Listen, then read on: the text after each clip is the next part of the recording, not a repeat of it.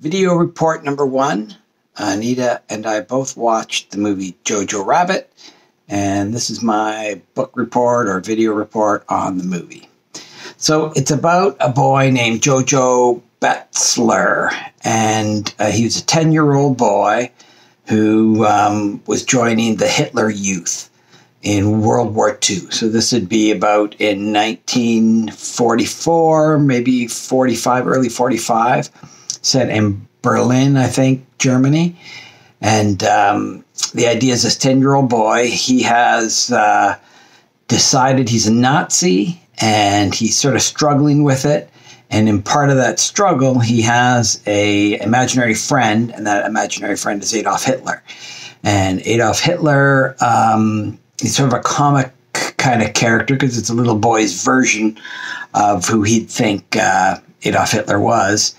And he sort of gets this Adolf Hitler comic relief imaginary friend to convince him that being a Nazi is a good thing because he's sort of conflicted with it. And we sort of watch this confliction throughout the movie.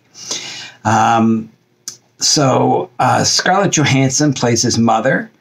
And what happens is he's living with his mother in a house, and he goes off to join the Hitler Youth, and he's in love with the fact that he's part of the Hitler Youth, and he really wants to be a great Nazi, and he, just like a kid with sort of comic book collections, he's got Nazi memorabilia on his walls in his bedroom, and he's so proud of the fact that he's going to be a good Nazi. He's heard stories that his father's a Nazi fighting for Germany and Italy. That's why he's not home.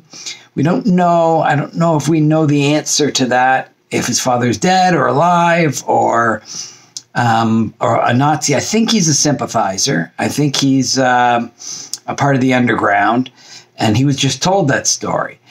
And his mother, Scarlett Johansson, seems to really let him be a Nazi, and he wants to be, and she doesn't get him to stop that. And that was very confusing at the beginning because you're starting to learn that she's a sympathizer. She's doing certain things, and she's very much into sort of freedom of thought. Then you find out there's a little girl staying in the walls of the house in the top floor, not quite the attic, but inside the walls. And JoJo finds this little girl.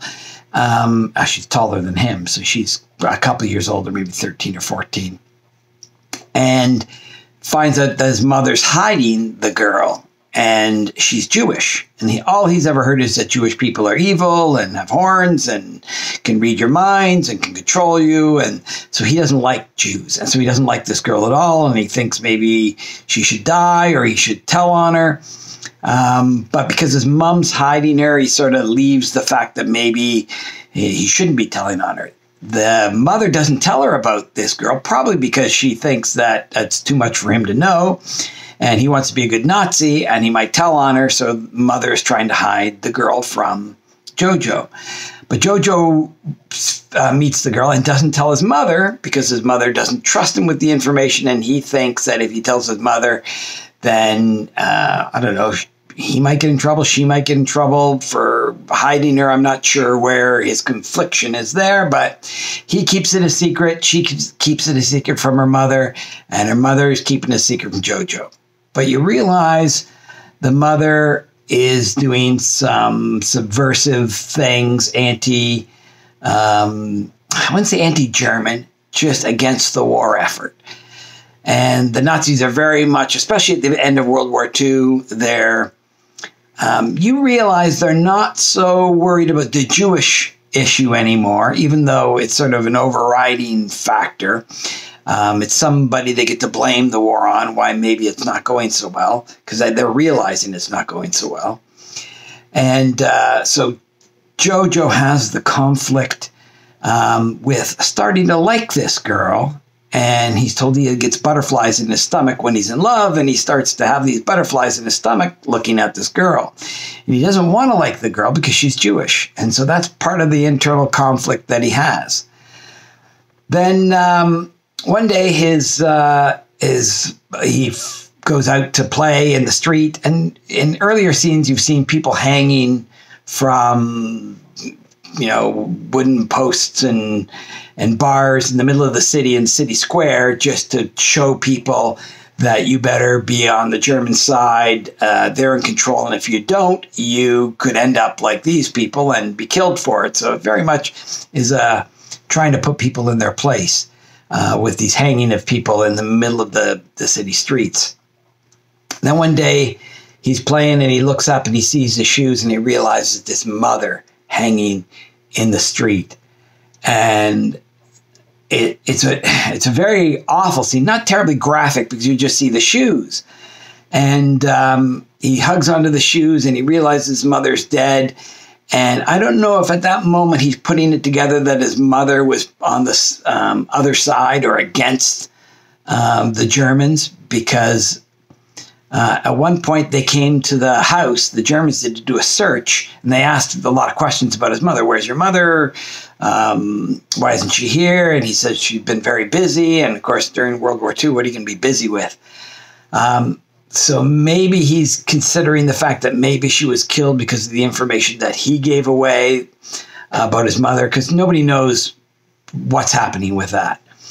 But you do hear and know of the fact that both the Americans and the Russians are coming. You can hear in the distance the bombing, the artillery shells going off as they're advancing.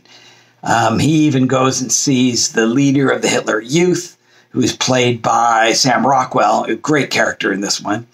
And he's saying we got to prepare for the end because it's coming. The Russians and the Americans are coming to Berlin. And then, so now his mother's passed. He's in the house, I guess, alone with the girl. A couple of days are passing by, and now the Americans have overrun Berlin, and all the Germans that were still there are trying to take up arms, and they're even giving the guns and rifles and bazookas and stuff to little kids and saying to the kids, here, run with this mine attached to your body and go hug an American, and then I guess they'll blow up and die trying to kill an American coming in. And so these little 10-year-old kids are running around with guns and trying to shoot they just say, whoever doesn't look like us, go ahead and shoot them. So you realize it's really chaotic now. It went from the Germans having the power and the control, especially over the Jews, and control over everybody's minds, to now, as the Americans come in, it's the Germans that are scared and running, and it's the Jews who sort of have the power because they're the ones being protected. So little JoJo has an army jacket that the Germans put on him at one point because he's a 10-year-old and they want him to go fight for the Germans as the Americans and the Russians are coming in. Of course, he's not really fighting for them. He's just put on this jacket. And the person, or Sam Rockwell, who plays his sort of leader in the Hitler Youth, he sees him in the street as the Americans are running through. And the Americans sort of, because he's wearing a German army jacket, they assume he's fighting for the Germans, and they sort of round him up, and he sees the Sam Rockwell character sitting down there being sort of gathered up, and he's telling him it's over now. We are not the fun and the power and the control what we used to have is gone now. And he sees JoJo there in the army coat. So when he has a moment, he strips him off of the army coat. So he's just now in civilian clothes as the Americans come over, and he doesn't want JoJo to be seen as a German. So what he does is he starts calling him a dirty Jew, and JoJo is trying to say, but you're my friend, but he won't allow him to do that because he doesn't want to show that he's on the sides of the Germans. Because now if you're a Jew, you're actually going to be the protected class instead of a German who is the unprotected class. So he ends up pushing JoJo down and spitting on him and calling him a dirty Jew, get out of here, trying to separate him and make the Americans think, leave JoJo alone, he's not part of this. They take him, and off to the side, you don't see it happening, but he obviously gets killed, a machine gun by the Americans, just for being a German, and that treating the Jew that badly. But that saves JoJo's life. JoJo sort of realizes what's going on, and he runs back to the house to go see Elsa, was her name, the girl who was hidden, and tell her that, everything's going to be good now. But when he gets there, he gets a little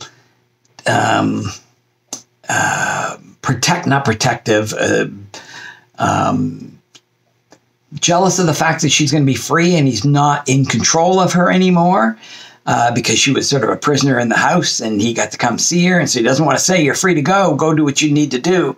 So he pretends that everything is still really bad out there and you need to stay in the house. And they make it outside the house and she realizes that they're free. And she's mad at JoJo. She even hits him because she's so mad that he was trying to control her still.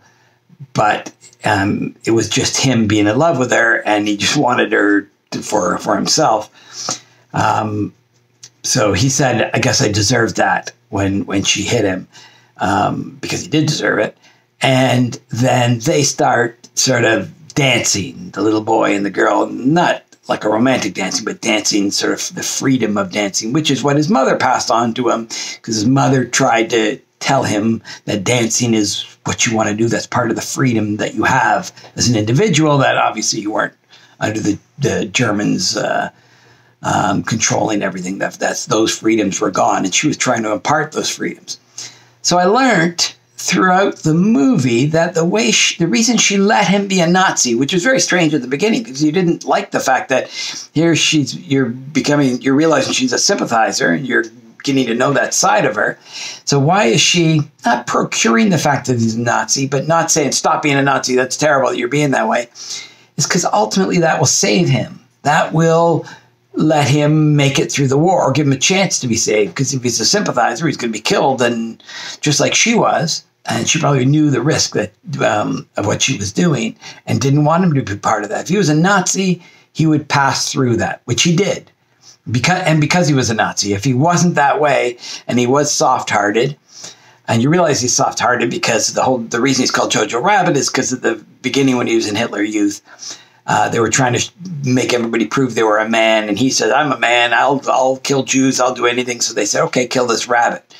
And he wouldn't kill the rabbit. And because he liked the rabbit, he's holding the rabbit close and like a pet, and he just couldn't kill the rabbit, so they called him JoJo Rabbit. They were teasing him with that because he was so scared to kill the rabbit. And so I guess his mom knew he was a kind-hearted kid and wouldn't really be a good Nazi, and therefore she let him pretend.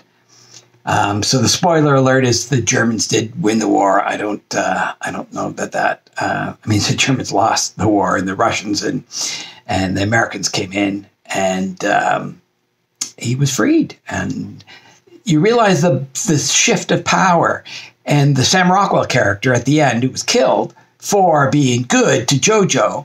You realize he wasn't a bad person. He was caught up in the same thing that everybody else was caught up in. He was a Nazi because he had to be a Nazi. Not because he really wanted to be a Nazi, or not because he was mean, or not because he wanted Jews killed, but because of the fact that that's what you did.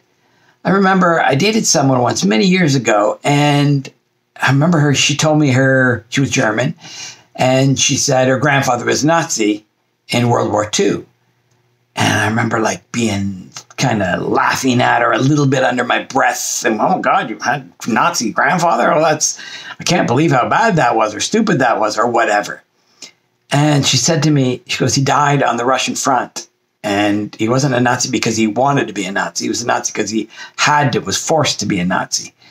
And I remember being put in my place at that moment in time and realizing that my own little self of laughing at a Nazi for being a Nazi was wrong. That you don't just label somebody anything, a Nazi or a Jew or anything, and that means anything about the person.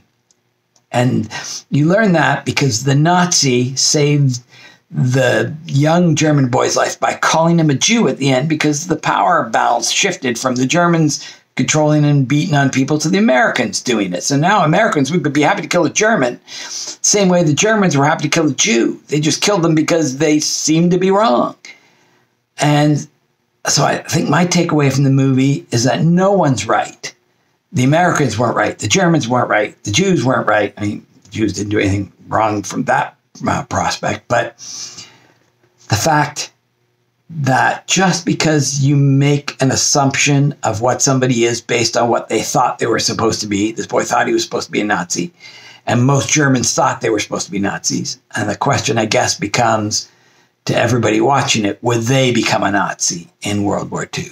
And I would bet everybody, if you ask that question to, they would say, no, well, I wouldn't become a Nazi. I would know better, and I would treat the Jews wonderfully, and I would be Arthur Schindler and save all the Jews. But the fact that your life would be threatened by even thinking that out loud, or saying, or questioning it, or questioning if killing Jews or blaming the Jews for the problem in the first place, you could be killed for that. I think you could even be killed for having a radio listening to broadcasts from Britain. I think if they found you with a radio listening to the non-propaganda German stations or secret radios, that you could be shot and killed just for that. So that control of the German minds didn't make the Germans a bad people. Even when they worked really hard to for the Nazi cause, still didn't make them a bad person. And that's what you need to realize, that you, watching this movie, can consider yourself a good person, yet you might have become a Nazi. And I'm sure everybody would think they wouldn't, but almost everybody did become a Nazi, or at least understood what was going on and was somewhat grateful for it. How Germany was treated after World War I, and the suffering they went through, and their need to feel as a group as that they were strong and vibrant and smart, and had the ability to forge their own way. And so the Germans found a way, and that was Adolf Hitler promised them the world, promised them all their integrity back, and that they convinced that by saying the Aryan race was a strong race. And we look back at that and we laugh at it, but we don't realize that race was a huge question back in that time. In, I forget, the 1910s or the 20s, at country fairs, they used to have a family that was considered the family with a really good genetics, and everybody was strong and healthy in that family, and they would show them off the way you'd show off a cow. And now at the fair, they would show off a family and say, this is the right family with the right genes. And I remember hearing stories that if you had an aunt that went crazy, or was weak or diseased, or died early, you hid them away and you pretended they didn't exist, because that showed your family was weak, and then maybe nobody wanted to marry you because then maybe your kids would be weak. So the whole idea of genetic breeding of strength was very important to the world. The Nazis just took that to another level, because it's the thing they needed to convince themselves that they weren't the trash of the world that they were essentially told they were after World War I.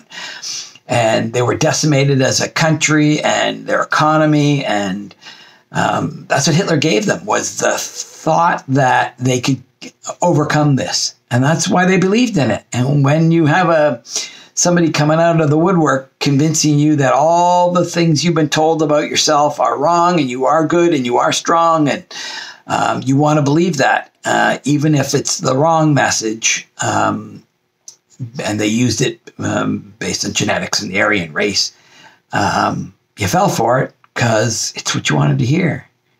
And maybe that goes a lot to what's happening today with the left and the right, and you want to hear, and the bubble that you live in is the one that you understand and know, and everybody else is wrong. On both sides, it's the exact same thing that happened in World War II. It's not what they probably meant by the movie at all. I think it was made in 2018, so the whole left-right thing wasn't such a strong point here. But it is what history is, and history sort of proves that out. So that's my report on JoJo Rabbit. Incredibly highly recommend the movie. Didn't like Scarlett Johansson in that role. I think it could have been. I mean, that's because you see her as a sex symbol, and when she's got this fake German accent on, it's not so believable. But the boy's acting was phenomenal. I don't know that I like the Hitler character being a jester, but it was his. They probably could have done the same thing without his imaginary friend Hitler that nobody else could see but himself. And it was a caricature of Hitler. Well, I guess that's how they decided to make the movie and give you the little boy's point of view and make it from his viewpoint. And that's how he convinced himself of that being a Nazi was good. He needed something, and maybe that's what that character did. It gave him the strength to not be a weak person, and he thought weakness was not being a Nazi, and that was bad, and that's what let him live, ultimately. His mom gave him that. Oh, watch the movie. Very, very good movie. Have a good one.